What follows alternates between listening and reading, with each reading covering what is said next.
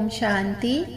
सुनते हैं 15 नवंबर अव्यक्त मुरली का सार। बाबा ने कहा, समय के महत्व को जान, कर्म की गुह्य गति को अटेंशन रखो और नष्ट मोहा एवर रेडी बनो। जो ज्ञान गुण शक्ति और श्रेष्ठ संकल्प और सर्व गुणों का खजाना देने वाला परमात्मा बाप है, उसे हमेशा याद रखो। बाबा ने पूछा है, अमूल्य समय और खजाना और युग कौन सा है? तो अमूल्य समय है संगम युग और अमूल्य खजाना है शिव बाबा के ज्ञान रतन। और इसी समय भी परमात्मा का पार्ट नोंदा हुआ है, तो समय भी हीरे तुल्य है और बच्चे भी हीरे तुल्य है, क्योंकि इसी समय बाप और बच्चों का मिलन भी होता है। और इस समय हम सब बाबा के बच्चे कौन है? तो ईश्वरीय संतान है, ईश्वरीय परिवार है। और इस समय को भाग्यवान बनाने में यूज करना है। तो अपने भाग्य का भाग्यवान होने का रूहानी नशा है या नहीं, ये चेक करो। इसी समय परमात्मा का खजाना और नॉलेज मिलती है, तो गीत गाओ वाह मेरा भाग्य। श्रेष्ठ भाग्य किसी भी युग में नहीं मिलता जो कि अब मिल रहा है। तो सदा खुश होना, हाथ उठाओ। और जिन लोगों ने हाथ उठाए हैं उन लोगों की फोटो निकाली गई है।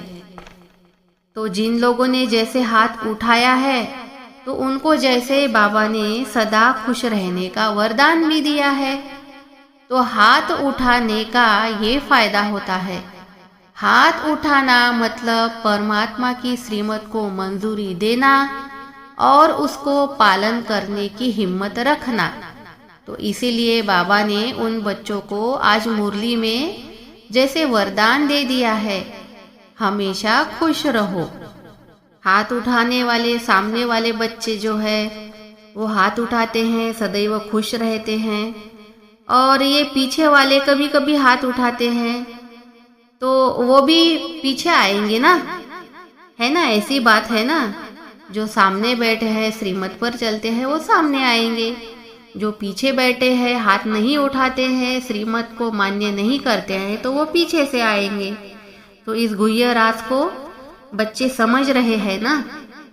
आगे बाबा कहते हैं कि समय की रफ्तार बहुत तीव्र गति से चल रही है।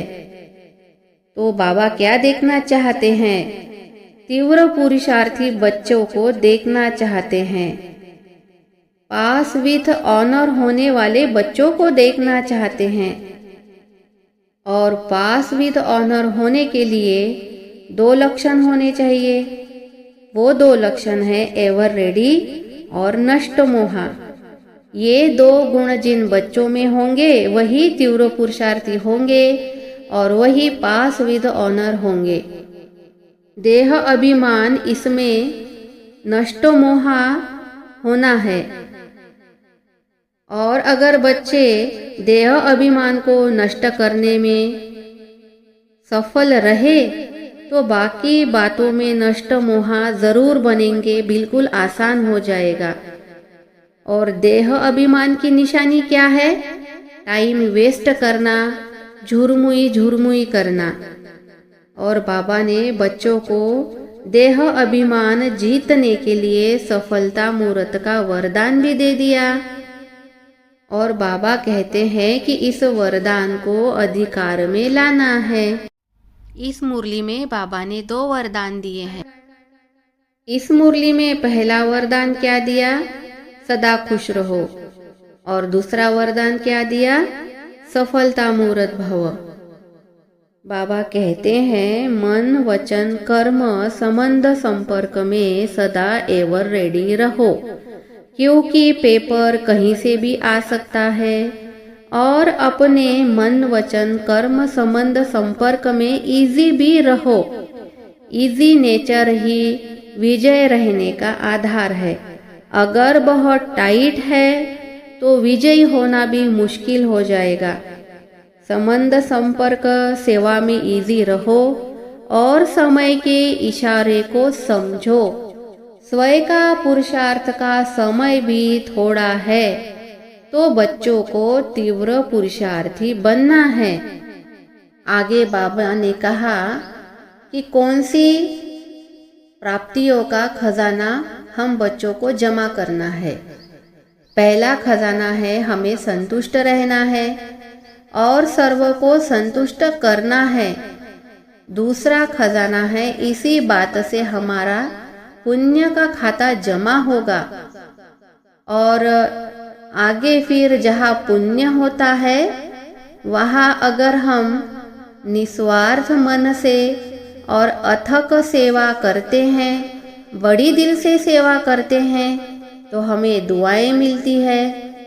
तो इस प्रकार से बाबा ने समझाया कि संतुष्ट रहना है और दूसरों को आधार देकर पुण्य का खाता बढ़ाना है।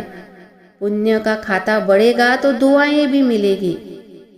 अर्थात स्वयं का पुरुषार्थ, पुण्य और दुआ ये तीनों खाते जमा करना है। कर्मों की गुह्य गति का भी ध्यान रखना है।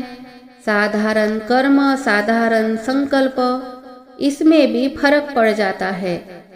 आप दुनिया की श्रेष्ठ आत्माएं हो, विश्व कल्याणकारी, विश्व परिवर्तक आत्माएं हो, जिम्मेवार हो, तो श्रेष्ठ स्वमान की स्मृति में रहो और श्रेष्ठ कर्म करो।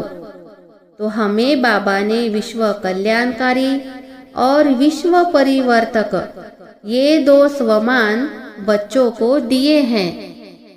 बाबा आगे कहते हैं कि सेवाएं तो अच्छी चल रही है, लेकिन अब सकाश देने की सेवा करनी है, क्योंकि अब लोगों से कहेंगे कि सेंटर पर आओ, 7 डेज का कोर्स करो, तो लोग नहीं आते। उनको तो अब वाइब्रेशन चाहिए और यही सकाश वाइब्रेशन की सेवा आखिरी सेवा है। जिस आत्मा को जिस शक्ति की जरूरत है उस शक्ति का सकाश दो। इस सेवा में मन को बिजी रखो तो मायाजीत आत्मा बन जाएंगे। तो सेवा में अगर हम बिजी रहेंगे तो मायाजीत आत्मा भी बन जाएंगे और छोटी छोटी बातें जो हमारे जीवन में रोज के कार्य व्यवहार में आती है उसे साइड सी न समझकर आगे निकल जाओ। स्टॉप नहीं होना है, आने वाला समय भी निकल जाना है और आगे अपने मंजिल की तरफ देखो। साइड सीन तो मनोरंजन की तरह होते हैं। कहीं अगर हम घूमने चले जाते हैं तो बड़े सुंदर साइड सीन होते हैं, तो क्या वहीं पर रुक जाते हैं? नहीं ना, हमें तो अपने मंजिल पर पहुंचना है। अगर अभी आज कुछ हो जाए तो क्या बच्चे एवर रेडी बने हैं कि बाबा से कहेंगे रुक जाओ, ये रह गया वो रह गया? नहीं, ड्रामा है वो तो होने ही वाला है और एवर रेडी रहना है। बाबा नहीं, समय की रफ्तार को देखो। बाप दादा मुक्ति का गेट खोलने का इंतजार कर रहे हैं। एडवांस पार्टी भी इंतजार कर रही है और नेचर भी इंतजार कर रही है। बच्चों को अब दृढ़ संकल्प करना है कि ये करना है या ये नहीं करना है। हिम्मत रखो तो बाप की मदद मिलेगी। और जो बच्चे सेवा करते हैं तो उसके फलस्वरूप अतीन्द्रिय सुख का अनुभव होता है और प्रत्यक्ष करना है कि दृढ़ता ही सफलता की चाबी है। अभी संगम युग में ही हमें ब्रह्मा बाबा और शिव बाबा दोनों मिलते हैं, लेकिन सतयुग में ब्रह्मा बाबा तो कृष्ण के रूप में साथ होते हैं, लेकिन हम बच्चे शिव बाबा को भूल जाते हैं। तो शिव बाबा कहते हैं कि कोई देखने वाला भी तो चाहिए ना, मैं देखूंगा कि मेरे बच्चे सतयुग में कैसे रहते हैं। तो कितनी अमेजिंग बात बताई है शिव बाबा ने आज कि ब्रह्मा बाबा सतयुग में साथ रहेंगे लेकिन शिव बाबा नहीं रहेंगे, लेकिन संगम युग पर शिव बाबा और ब्रह्मा बाबा दोनों साथ में रहेंगे। और जब हम अज्ञान काल में थे तब भी शिव बाबा हमारे साथ थे, लेकिन तब हम उन्हें भूल गए थे। तो कितनी गुह्य से गुह्य बातें इस मुरली में बाबा ने समझाई है। तो बाबा हम बच्चों को देखिए अब क्या क्या बोलकर पुकारते हैं। डबल ताजधारी, विजयी रत्न, दिल तख्त नशीन, दृढ़ संकल्प, विश्व कल्याणकारी, विश्व सेवाधारी, परमात्मा की पालना में रहने वाले बच्चों को बाप दादा का याद प्यार और नमस्ते। आगे वरदान दिया है बाबा ने, रियलिटी द्वारा हर कर्म बोल में रॉयल्टी दिखाने वाले स्मृति स्वरूप भव, अर्थात जो सत्य होता है वही हम बच्चों को, यानी जो रियल है वही बोलना है। इससे हमारे बोल में ऑथोरिटी, अधिकारीपन आ जाएगा और हम बाप समान बन जाएंगे। और आत्माओं को ये भासना होगी कि ये लोग जो बोलते हैं वही करते हैं, कम बोलते हैं काम ज़्यादा करते हैं। और इसी बात को नरेंद्र मोदी जी ने भी कुछ दिन पहले कहा था जब वो रायपुर के सेंटर का उद्घाटन करने गए थे। आप लोगों को शायद याद भी होगा। तो ये था आज का बाबा का वरदान। और स्लोगन में कहा है कि श्रेष्ठ कर्म का खाता बढ़ाने के लिए विकर्म का खाता समाप्त करो। मतलब अगर हम श्रेष्ठ कर्म करेंगे तो विकर्म अपने आप खत्म हो जाएंगे। चारों ओर कितनी ही हलचल हो, चाहे प्रकृति द्वारा चाहे व्यक्ति द्वारा, सेकंड में विदेही बनने की प्रैक्टिस करो। मन बुद्धि को स्थिर करने की प्रैक्टिस करो। यही साधना है, यही तपस्या है।